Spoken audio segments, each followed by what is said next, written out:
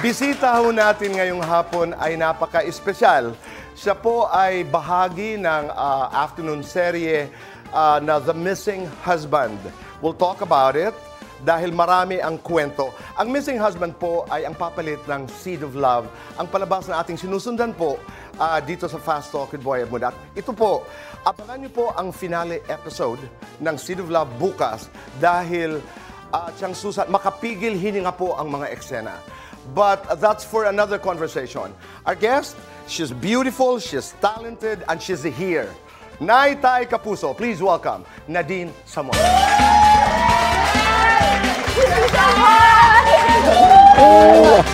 Thank you for having me here. Anytime. Tagal natin hindi nagkita. Yes, I think since 2014.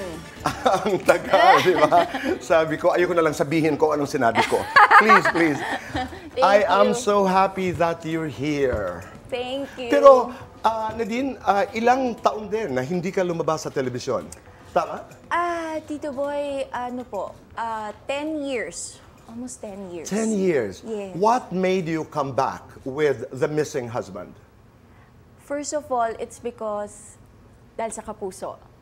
So, may mga offers sa akin na parang maraming projects. Pero, yung original home ko kasi is GMA. Right. Okay. So, parang nung in-offer sa akin yung role and yung show, parang hindi na ako nagdalawang isip. 10 years, anong pinaka-na-miss mo?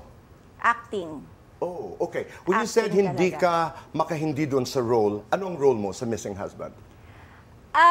Kakaiba yung role ko dito, Boy. May pagka-secret pa kasi eh. Okay. Hindi pa natin pwedeng ilabas So, masyado. yeah. Pero, Okay. anak ko dito si Patricia Coma. And from there, tatakbo yung storya. Kasi yung husband ko, niloko siya ni Rocco.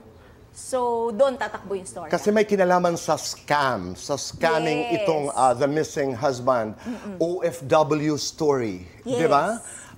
They were based in Qatar, tapos umuwi dito ng Pilipinas, hinahabol ng mga niloko. Yes, Di ba? po.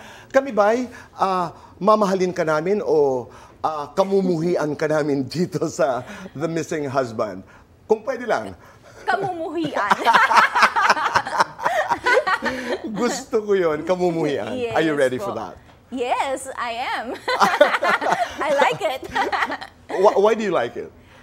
Iba po kasi yung character na yung may pagkakontrabida, nalalaro mo kasi yung role eh. Right. Hindi ka tulad pag bida ka, you just have to make paawa, iiyak ka lang and all, ikaw yung mabait all the way, sa buong show eh. Right. Pero pag kontrabida ka, you can laugh, you can smile, you can be like this. Iba-ibang marami siyang character. Layers. Layers, yes. Oo. You know what's interesting?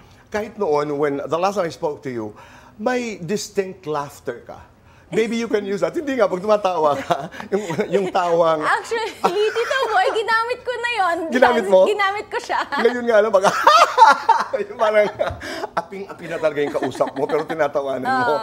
Ang sarap nung gano'n. Ang sarap nung acting na gano'n. Isa pa nga.